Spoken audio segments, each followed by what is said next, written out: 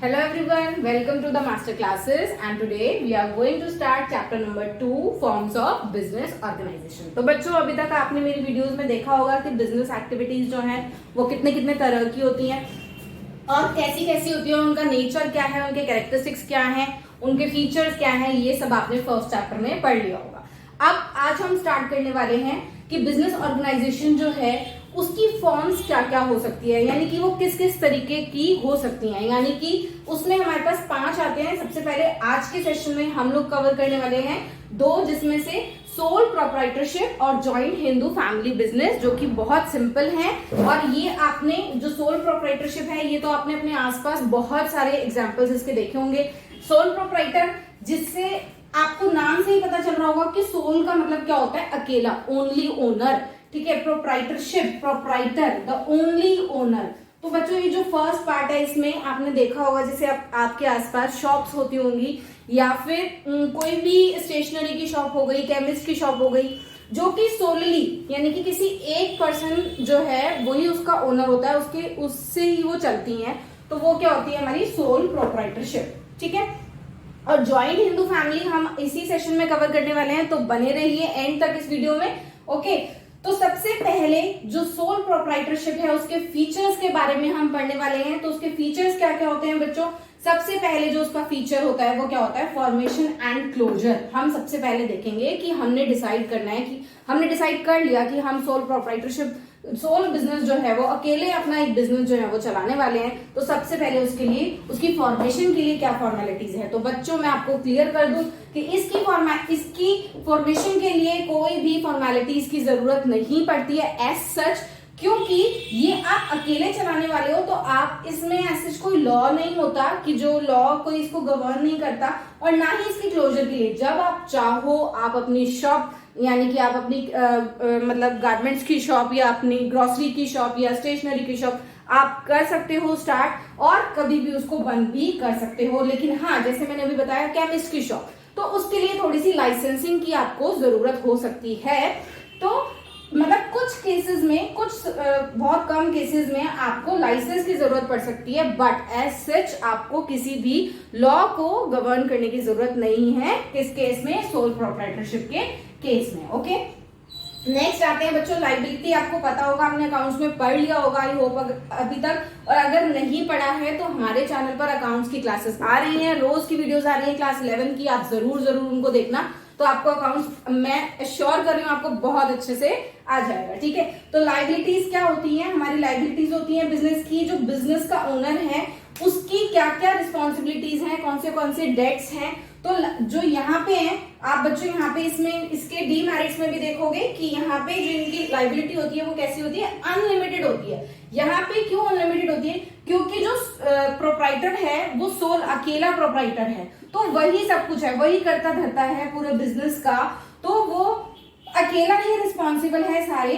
Liabilities के लिए। अब सपोज करो आपकी शॉप थी, ग्रोसरी शॉप थी, जिसमें आपने क्या किया, आपने 1 से 1 लाख रुपीस का जो है कर्जा लिया हुआ था, डेट लिया हुआ था। अब आप जो है क्लोज कर रहे हो शॉप को अपनी, तो आपकी जो लाइबिलिटी है वो आपकी पर्सनल लाइबिलिटी है। वो आप चाहे अपने घर के एसेट्स को बेचो, पर आपको वो डेट जो है वो चुकाने पड़ेंगे। ठीक है, तो यहाँ पे जो लाइबिलिटी है किसकी है? प्रोप्राइटर की है, क्योंकि वो अकेला ही है जो मतलब बिजनेस को चला रहा है, तो वही रिस्पॉन्सिबल है। ठीक है, तो आगे हम इसमें यही पढ़ने वाले हैं सेकंड, कि वो सोल रिस्क बियरर है, यानी कि जो सारा रिस्क है वो भी उसी का ही है।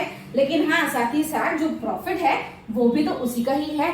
जो प्रॉफिट है वो भी तो वो अकेला ही एंजॉय करेगा, राइट। उसके बाद नेक्स्ट आता है हमारा कंट्रोल। तो यहाँ पे हम ध्यान रखेंगे कि जो कंट्रोल है वो भी अकेला सोल प्रोप्राइटर का ही है। वो सारी चीजें मैनेज करेगा, खुद से कंट्रोल करेगा, डिसीजन खुद से ले पाएगा। तो बच्चों देखो यहाँ पे एक ये जो आपके फीचर्स है ना बच्चों, ये इसी से ही आपके मेरिट्स और डीमेरिट्स जो है वो निकल के आ जाएंगे। ओके, तो कंट्रोल में यहाँ पे देखो जो कंट्रोल है अल्टीमेट उसका ही है। तो यहाँ पे डिसीजन मेकिंग जो है ना वो बच्चों बहुत क्विक हो जाती है। क्यों? अगर आपने कोई भी बिजनेस में, आपके बिजनेस में आपने डिसीजन लेना है तो आपको किसी से कंसल्ट नहीं करना। आपको क्या करना है, आप क्विकली डिसीजन जो है वो ले सकते हो। ठीक है, तो क्विक डिसीजन जो है इसका मेरिट में आ जाता है। ओके, उसके बाद जैसे अभी मैंने बताया था आपको कि सेपरेट एंटिटी, ये आपने उसमें भी पढ़ा होगा, आपके अकाउंट्स में भी आप पढ़ोगे आगे। तो नो सेपरेट एंटिटी यानी कि यहाँ पे जो ओनर है वो अकेला बिजनेस जो है वो वही चला रहा है, तो उसकी कोई जो बिजनेस है उसकी कोई सेपरेट एंटिटी नहीं है, वही ओनर है और वही बिजनेस ओनर है। तो जो बिजनेस है वो कुछ अलग नहीं है, वो कौन है, वो ओनर का ही है, ठीक है। लेकिन बच्चों आगे आप पढ़ोगे जो कंपनीज होती हैं उसमें सेपरेट लीगल एंटिटी होती है, जो कंपनी होती है वो आर्टिफिशियल पर्सन होती है। तो बच्चों अकाउंट्स में जो आपने पढ़ा था सेपरेट लीगल एंटिटी, वो अकाउंटिंग पॉइंट ऑफ व्यू से है, जो अकाउंट्स का प्रिंसिपल है। अब आप सोच रहे होंगे कि यहाँ पे तो मैम ने कुछ अलग ही पढ़ा दिया, तो यहाँ पे तो मैम कह रही है कि नो सेपरेट एंटिटी। तो अकाउंटिंग पॉइंट ऑफ व्यू से बिजनेस और ओनर जो है वो अलग अलग होते हैं, बट यहाँ पे जो लॉज हैं उसमें क्या होता है कि यहाँ पे जो सोल प्रोप्राइटर है उसमें जो ओनर है वो सोल अकेला एक ही इंसान है, इसीलिए वो क्या होता है सेपरेट, इसकी एंटिटी अलग से नहीं होती। इस केस में अगर लाइबिलिटी है वो सारी की सारी किसकी हो जाती है, ओनर की हो जाती है। कि लॉ और अकाउंटिंग प्रिंसिपल्स थोड़े से यहाँ पे डिफर करते हैं, तो आपको बिल्कुल भी कंफ्यूज नहीं होना है। यहाँ पे सेपरेट एंटिटी जो है वो नहीं है, लेकिन अकाउंटिंग पॉइंट ऑफ व्यू से देखोगे तो सेपरेट लीगल एंटिटी की तरह से ही हम अकाउंट्स करते हैं, अकाउंटिंग जो बुक्स बनाते हैं वो हम सेपरेट लीगल एंटिटी को ध्यान में रखते हुए, उस प्रिंसिपल को ध्यान में रखते हुए बनाते हैं गाइस। ओके नेक्स्ट, तो ओके बच्चों, जो अकाउंटिंग पॉइंट ऑफ व्यू है वो क्या है, सेपरेट एंटिटी कॉन्सेप्ट, जिसकी तरफ से ही हम क्या करते हैं, अकाउंटिंग करते हैं। और लॉ में जो लॉ कहता है वो क्या कहता है यहाँ पे कि सोल प्रोप्राइटर जो है वो रिस्पॉन्सिबल है अपनी सारी लाइबिलिटीज के लिए। ओके नेक्स्ट आते हैं हम लैक ऑफ बिजनेस कंटिन्यूटी। यहाँ पे बच्चों क्या पॉइंट वो कहता है, आप कहोगे कि बिजनेस तो चलता रहता है, लेकिन यहाँ पे क्या है, अगर ये सोल ओनर जो है वो प्रोप्राइटर जो है वो चला रहा है, अगर उसकी डेथ हो जाती है या फिर वो इंसॉल्वेंट हो जाता है, बैंकरप्ट हो जाता है, या फिर उसका कोई फिजिकल प्रॉब्लम हो जाती है, वो नहीं चला पा रहा बिजनेस को, तो बिजनेस जो है वो कंटिन्यू नहीं रह पाता। तो यहाँ पे भी ये जो है ये इसका डीमेरिट में आ जाता है, ठीक है। Limited life of business concern, business concern की कैसी लाइफ है, लिमिटेड लाइफ है, क्योंकि वो इंसान जो उसको चला रहा है अगर वो नहीं रहता, उसकी डेथ हो जाती है या फिर वो बैंकरप्ट हो जाता है, तो वो कंटिन्यू नहीं कर पाएगा, ठीक है। तो आगे हम मेरिट्स में फटाफट इसको कर लेते हैं। क्विक डिसीजन मेकिंग मैं ऑलरेडी बता चुकी हूँ। फिर यहाँ पे आपको पता है कि जो अगर अकेला बिजनेस चला रहा है वो अपने जो इंफॉर्मेशन है उसको कॉन्फिडेंशियल रख सकता है, सीक्रेट रख सकता है, वो किसी को उसको बताने के लिए बाउंड नहीं है वो, ठीक है। लेकिन कंपनीज में क्या होता है, जो आगे आप पढ़ोगे, कंपनीज जो होती हैं वो बाउंड होती है, क्योंकि उनको अपने अकाउंट्स जो है वो पब्लिक को बताने होते हैं, फाइनेंशियल जो स्टेटमेंट्स होती हैं वो दिखानी होती है, ठीक है। आगे मैं क्लियर कर दूंगी आपको। नेक्स्ट हम आते हैं डायरेक्ट इंसेंटिव, ये भी हम पढ़ चुके हैं कि वो सोल प्रॉफिट रिसिपिएंट होता है, रिस्क बियरर भी होता है, ठीक है। फिर यहाँ पे बच्चों आता है सेंस ऑफ अकम्प्लिशमेंट। क्या होता है कि जब आप बिजनेस कर रहे होते हो तो आपको अपने मन में एक मोटिवेशन और एक सेंस ऑफ अकम्प्लिशमेंट आ जाती है कि मैंने ये जो काम किया, जब आप उसमें प्रॉफिटेबल हो रहे होते हो जनरली, तो उसमें आपको बड़ा अच्छा लगता है कि हाँ जो मैंने किया, ये जो सक्सेस है वो मेरी वजह से ही है और मुझे मिली है, ठीक है। तो उसमें आप अपने आप को बहुत ही ज्यादा मोटिवेटेड फील करते हो, ठीक है। नेक्स्ट आता है इसमें, ये भी हम पढ़ चुके हैं, ease of formation and closure, ठीक है। फिर आते हैं बच्चों इसकी लिमिटेशंस पे। अब आपको पता है कि सोल प्रोप्राइटर जो है वो अकेला ओनर है, तो उसके पास बहुत ही लिमिटेड रिसोर्सेज हैं। उन लिमिटेड रिसोर्सेज के साथ ही उसको अपना बिजनेस जो है वो करना पड़ता है, उसका दायरा जो है वो बहुत कम हो जाता है, ठीक है। नेक्स्ट आते हैं limited life of business concern, ये भी हम पढ़ चुके हैं। अनलिमिटेड लाइबिलिटी, ये भी हम पढ़ चुके हैं। आगे हम आते हैं लिमिटेड मैनेजरियल एबिलिटी। अब देखो अगर वो अकेला कर रहा है, अकेला वो सक्सेस के लिए तो ठीक है जिम्मेदार है, लेकिन अगर कहीं लॉस आता है किसी वजह से, कहीं किसी ऐसे मतलब एरिया में उसको नॉलेज नहीं थी जिसकी वजह से उसको लॉस हो गया, तो वो भी वहां पे उस चीज में अगर लैग कर जाता है, तो मैनेजरियल एबिलिटी उसमें किसी एरिया में उसको नहीं है, तो वो लॉस भी उसका हो जाता है। यही कंपनीज में क्या होता है, कंपनीज में बहुत सारे मेंबर्स होते हैं, एचआर का अलग मैनेजर होता है, बहुत सारे अलग अलग मैनेजरियल एबिलिटीज के लोग होते हैं जो कि काम करते हैं, तो प्रोफेशनलिज्म आ जाता है उसमें, ठीक है। लेकिन यहाँ पे ये चीज नहीं आ पाती क्योंकि वो अकेला काम कर रहा है, ना ही वो इतना ज्यादा उसका जो लिमिटेशंस हैं वो भी बाउंड बहुत होता है, वो उतना ज्यादा उसके पास पैसे नहीं होते या कैपिटल नहीं हो सकती कि भाई वो मैनेजर्स को अपॉइंट कर सके। अब आपने ऐसा तो देखा नहीं होगा ना कि शॉप पे कोई मैनेजर रखा हुआ है, उसने छोटी सी शॉप है, किराने की ग्रोसरी शॉप है, उसमें एक मैनेजर आके बैठा है कोट पैंट टाई लगा के, तो ऐसा तो आपने कभी नहीं देखा होगा। लेकिन कंपनीज में ऐसा होता है, कंपनीज में बड़े बड़े अच्छे अच्छे मैनेजर्स, टॉप लेवल मैनेजर्स जो है वो काम करते हैं और अपनी स्किल्स को, अपने जो उनके अंदर मेंटल एबिलिटी है उसको वो दिखाते हैं और फिर कंपनी जो है वो ग्रो करती है। तो ये इसकी एक लिमिटेशन आ जाती है। हाँ जी बच्चों, तो आगे हम देखते हैं जॉइंट हिंदू फैमिली बिजनेस। ये हमारा सोल प्रोप्राइटरशिप के बाद सेकेंड वाला है, ठीक है। तो जॉइंट हिंदू फैमिली बिजनेस के लिए बच्चों क्या होता है, जैसा कि आपको नेम से ही पता चल रहा होगा, हिंदू फैमिली, तो ये जो है इंडिया में ही होता है, कहीं और नहीं होता, ठीक है। ये इंडिया में ही ये फॉर्म जो है बिजनेस ऑर्गेनाइजेशन की मिलती है और ये one of the oldest form है, मैं आपको बता दूं, क्योंकि पहले जॉइंट फैमिलीज जो है वो रहती थी, उनका बिजनेस होता था और मतलब वो बिजनेस जो है वो कभी बंद नहीं होता था, वो क्या होता था, चलता रहता था। जो फैमिली मेंबर्स हैं उन बिजनेस को, उस बिजनेस को चलाते रहते थे आगे, ठीक है। तो इसमें सबसे पहले तो हम देख लेते हैं कि इसमें कौन सा एक्ट जो है वो लगता है। तो ये जो जॉइंट हिंदू फैमिली बिजनेस है वो किस लॉ के अकॉर्डिंग गवर्न करते हैं हम इसमें, हिंदू सक्सेशन एक्ट 1956। ओके, तो एक मैं बहुत इंपॉर्टेंट बात आपको बता दूं, इसमें 2005 में अमेंडमेंट हुई थी। एक्चुअली बच्चों 2005 से पहले क्या होता था, जॉइंट हिंदू फैमिली बिजनेस में सिर्फ जो मेल मेंबर्स होते थे वही उस बिजनेस के मेंबर्स होते थे और को पार्टनर्स भी वही होते थे। तो को पार्टनर्स कौन होते हैं, जिनका इस हिंदू फैमिली बिजनेस में एक शेयर होता है, उसको हम बोलते हैं को पार्टनर्स। तो पहले 2005 से पहले सिर्फ जो मेल मेंबर्स होते थे वो ही को पार्टनर्स होते थे, लेकिन 2005 में अमेंडमेंट आई जिसमें जो डॉटर्स हैं, इवन जो मैरिड डॉटर्स हैं, उनको भी ये हक दिया गया कि उनका भी फैमिली बिजनेस में हिस्सा होना चाहिए, शेयर होना चाहिए और वो भी जो है मेंबर्स इसकी बन सकती हैं, ठीक है।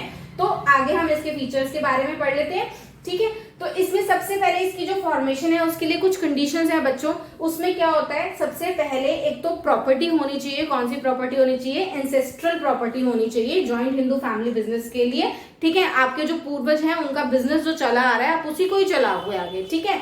और दूसरी बात, इसमें 2 मेंबर्स, एटलीस्ट 2 मेंबर्स जो है वो होने चाहिए, ठीक है, इसकी फॉर्मेशन के लिए। और लॉ हमने देख ही लिया कि कौन सा एक्ट जो है वो होता है 1956 का हिंदू सक्सेशन एक्ट। बच्चों तो आपके इस बार जो एमसीक्यूज आने वाले हैं उसके लिए मोस्ट इंपॉर्टेंट है ये ईयर्स को लर्न करना, ठीक है। तो ये आप जरूर लर्न कर लेना, स्क्रीनशॉट जरूर ले लेना, ओके।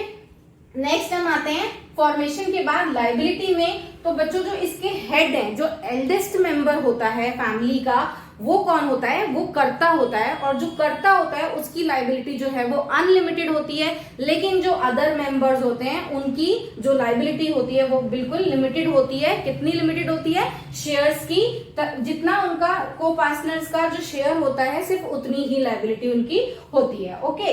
नेक्स्ट हम आते हैं कंट्रोल पर। तो जो कंट्रोल है वो कर्ता का कंट्रोल होता है। कर्ता जो है वो ही डिसीजन मेकर होता है, डिसीजन वही लेता है और वही जो है लाइबिलिटी भी उसकी इसीलिए अनलिमिटेड होती है। तो यहाँ पे हम पढ़ने वाले हैं कि लिमिटेशन में भी कि डोमिनेंस जो है वो कर्ता की रहती है, जो बाकी सारे मेंबर्स हैं वो बाउंड रहते हैं कि उनको वो डिसीजन कर्ता का मानना ही पड़ेगा, ठीक है।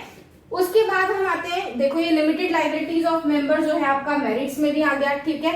उसके बाद ये जो कंट्रोल है, इफेक्टिव कंट्रोल, इसमें भी आप यही बातें पढ़ोगे, यही बातें लिखोगे कि इफेक्टिव कंट्रोल जो है वो किसका रहता है, कर्ता का रहता है, क्योंकि वो हेड होता है और एल्डेस्ट मेंबर होता है, ठीक है। उसके बाद हम आते हैं कंटिन्यूटी में। जैसा कि अभी मैंने आपको बता दिया कि कंटिन्यू ये बिजनेस जो है वो चलता रहता है। अगर किसी मेंबर्स की, किसी भी मेंबर की या हेड की डेथ हो भी जाती है तो जो नेक्स्ट मेंबर होता है, उसके एल्डेस्ट होता है, वो जो है कर्ता बन जाता है, ठीक है। तो ये बिजनेस लेकिन कैसा होता है, कंटिन्यू में चलता रहता है, सोल प्रोप्राइटरशिप की तरह नहीं होता। सोल प्रोप्राइटर में हमने क्या पढ़ा था कि जो बिजनेस है वो क्या होता है, बंद हो जाता है, लिमिटेड लाइफ होती है, ठीक है। उसके बाद हम आते हैं माइनर मेंबर्स। अब आप कहोगे कि माइनर कैसे मेंबर हो सकता है, यहाँ पे एक्सेप्शन होती है कि बाय बर्थ अगर जॉइंट हिंदू फैमिली में, जो जॉइंट हिंदू अनडिवाइडेड फैमिली में, अनडिवाइडेड बच्चों यहाँ पे ध्यान रखना है, जो फैमिली है वो अनडिवाइडेड होनी चाहिए, डिवाइडेड नहीं होनी चाहिए, ठीक है। तो अनडिवाइडेड फैमिली में जो माइनर मेंबर्स हैं वो बर्थ के साथ ही, जब भी एक बच्चा जो है वो पैदा होता है तो वो क्या बन जाता है, मेंबर बन जाता है उस फैमिली का, ओके। तो माइनर मेंबर्स जो है वो यहाँ पे मेंबर्स होते हैं, लेकिन मैं आपको बता दूं अकॉर्डिंग टू लॉ किसी कंपनी वगैरह में मेंबर जो है वो माइनर नहीं होते, ठीक है। उसके बाद हम आते हैं इसकी मेरिट्स पे। काफी मैंने आपको बता दिया, effective control, continued business existence, limited liability of members. यहाँ पे एक पॉइंट है छोटा सा, इंक्रीज लॉयल्टी एंड कॉपरेशन। देखो बच्चों बहुत सिंपल सी बात है कि जब आपके घर वाले जो हैं आपके फैमिली मेंबर्स के साथ आप बिजनेस कर रहे हो तो सिंपल सी बात है वो बहुत लॉयल होंगे, ठीक है, कोऑपरेटिव होंगे। ऐसा नहीं है कि एक कंपनी की तरह हो कि जिसमें कॉपरेशन जो है वो बहुत कम होता है। तो यहाँ पे लॉयल्टी जो है वो बहुत बढ़ जाती है जब आपके फैमिली मेंबर्स ही आपके साथ काम कर रहे होते हैं। बहुत सिंपल पॉइंट्स हैं, बहुत सिंपल मेरिट्स हैं, आप एक बार इनको रीड कर लोगे तो आपको बहुत अच्छे से ये समझ में आ जाएगा। लिमिटेशंस भी हम काफी कवर कर चुके हैं, लिमिटेड रिसोर्सेज ये भी हम सोल प्रोप्राइटरशिप में भी देख चुके हैं। अब यहाँ पे लिमिटेड रिसोर्सेज का मतलब क्या है, वही कि जो फैमिली है वो बिजनेस चला रही है तो उस फैमिली की जितनी एसेट्स हैं बस वो ही जो है उस उतने ही दायरे में उसको बिजनेस करना है, तो ये लिमिटेड रिसोर्सेज है। उसके बाद हम आते हैं डोमिनेंस ऑफ कर्ता। वो हेड ऑफ द फैमिली है तो कर्ता जो है उसकी डोमिनेंस रहती है, वो अपने डिसीजन कभी कभी थोप भी देता है दूसरे मेंबर्स पर, ठीक है। यहाँ पे अनलिमिटेड लायबिलिटी है किसकी, कर्ता की। नेक्स्ट आता है हमारा लिमिटेड मैनेजरियल स्किल्स। ये पॉइंट भी हमने बच्चों यहाँ पे कवर कर लिया था कि यहाँ पे भी जो हिंदू फैमिली बिजनेस है इसमें भी जो मेंबर्स हैं, को पार्टनर्स हैं, उनके पास जितनी स्किल्स हैं बस वही हैं, बाहर से वो लोग भी appoint, managers and all appoint नहीं करते एज सच, ठीक है। तो ये आपका यहाँ पे दोनों के दोनों जो हैं कवर होते हैं फॉर्म्स ऑफ बिजनेस ऑर्गेनाइजेशन। तो मुझे बिल्कुल पूरी उम्मीद है कि आपको अच्छे से समझ आया होगा। और अगर फिर भी आपकी कोई क्वेरीज हैं, कोई भी डाउट्स हैं तो आप बिल्कुल कमेंट कर सकते हैं। मैं पूरी कोशिश करूंगी, मेरी टीम पूरी कोशिश करेगी कि वो आपको जल्दी से जल्द विद इन 24 आवर्स वो आपको रिप्लाई कर देंगे। और मेरा आज का सेशन आपको पसंद आया है तो प्लीज डू लाइक, सब्सक्राइब और अपने फ्रेंड्स के साथ जरूर शेयर कर देना बच्चों, प्लीज। और सब्सक्राइब तो मुझे पता है अभी तक आपने कर ही दिया होगा।